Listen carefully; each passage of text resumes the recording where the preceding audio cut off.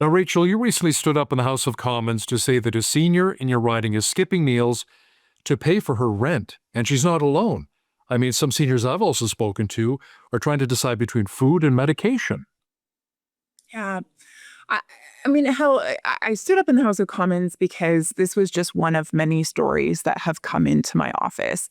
I am hearing from constituents day in and day out who are having a difficult time to be able to afford just those basic necessities in life, whether it's food, or their rent or their mortgage or fueling their vehicle, or putting their kid in sports or music lessons.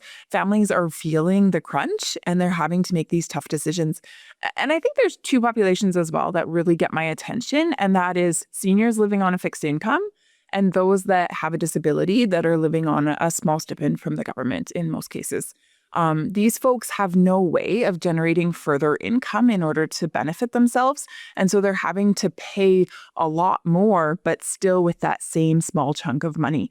And it's just becoming more and more difficult as time goes on. Now, you and I've also discussed in the past fellow Albertans who are having to live in their vehicles right now because they can't afford the rent that they have to pay. Are shelters being overrun? What are you seeing? Um, yeah, so I think there's a couple of things going on there. Some people would choose to go to a shelter if they needed that that roof over their head. But there are those that really, would prefer to stay out of that environment.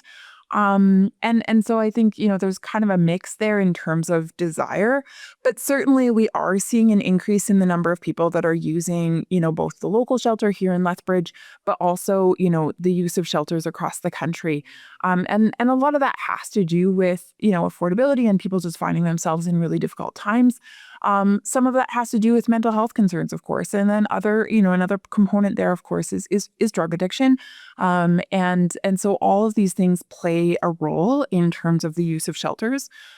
Regardless, I think really what needs to be highlighted here is that the government's responsibility is to make sure that it's being responsible in terms of the way that the government is stewarding the economy, and generating opportunity for Canadians. And so those that have the drive and the desire to take advantage of opportunity should be free to do so. And unfortunately, right now, our economy is in such a state that even those that are incredibly hardworking and well-meaning are finding it difficult. Now, the fall federal budget will be tabled on November the 4th. What are you and your colleagues expecting to see from the Liberal government? Mhm. Well, I think what we would like to see is greater fiscal restraint. We would like to see greater responsibility in terms of, the use of taxpayer dollars. Look, at the end of the day, a government doesn't have the ability to generate wealth. The only money it has is what it takes from Canadians. It's Canadians who are working hard in order to be able to fund this government's spending habits. And so when the government acts irresponsibly, when they spend, frivolously, it's to the detriment of the Canadian public.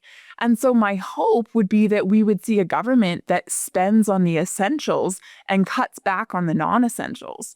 And so, when I say spend on the essentials, I mean we should be putting the safety and security of Canadians at the forefront. That is a government's first responsibility, is to protect its citizens, to make sure that that's in place. So let's do that really well. And another big responsibility of the federal government is to make sure that there's major infrastructure in place to support economic growth and development as a nation. So this government needs to focus on that. Further to that, this government should be focused on unifying our country rather than pitting one region against another, which means equal opportunity, and then let us as Canadians steward that opportunity in our various regions. My concern is that this government actually picks winners and losers. And all too often, those winners are in Eastern Canada and the losers are in Western Canada. And we know that here in Alberta, our lifeline energy is often under attack. It's often on the chopping block. That's wrong. And so I guess what I'm looking for in this budget is I'm looking for the government to be responsible in terms of its fiscal management. I'm looking for this government to, create an equal playing field for the entire country, to be unifying in its endeavors.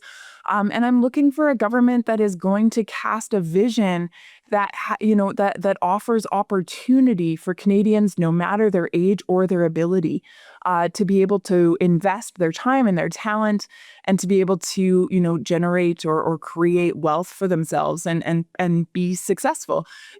I don't think that's too much to ask for from a government. I believe that that's the government's responsibility, and I think many Canadians are looking for that coming up on November 4th. Lethbridge Conservative MP Rachael Thomas, thanks so much for your time today.